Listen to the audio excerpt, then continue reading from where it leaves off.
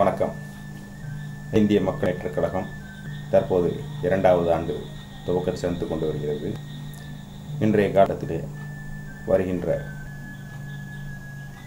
தமிழ்நாடு சட்டசபை தேர்தலுக்கான ஆயத்தங்கள் நடைபெற்று கொண்டிருக்கின்றன. அகில இந்திய மக்கள் முன்னேற்றக் கழகத்தின் நிர்வாகிகள் ஆகிய அனைவருக்கும் நான் ஒரு வேண்டுகோளை முன்வைக்கின்றேன். நமது தொண்டர்கள், நமது கழகத்திற்கு ஆதரவு அளிக்கும் நண்பர்கள் அனைவரையும் தாங்கள் வீடு வீடாக சென்று சந்தித்து அவர்களது வாக்காளர் அடையாள அட்டைகளை சரிபார்த்தும் வாக்காளர் பட்டியலில் அவர்களது பெயர்கள் உள்ளனவா என்பதை சரிபார்த்தும் அவ்வாறு இல்லை என்றால் உடனடியாக அவர்களை வாக்காளர் பட்டியலில் சேர்த்து இணைத்து வாக்காளர் பட்டியலில் பெயர்கள் இடம்பெறச் செய்வதற்கு நீங்கள் முழு முயற்சி எடுக்க வேண்டும். ஏனென்றால் என்ற சட்டசபை தேர்தலில் நமது நாம் நிரூபிக்க வேண்டிய கட்டாயத்தில் இருக்கின்றோம். எந்த கட்சியுடன் கூட்டணி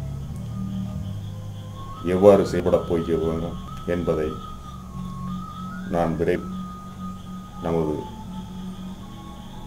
மாநாட்டில், அதாவது பிப்ரவரி 1 அல்லது 2வது வாரம் தேனியில் நடைபெறுகின்ற பிரம்மாண்டமான மாநாட்டில் அறிவிக்க கடமைப்பட்டுள்ளேன்.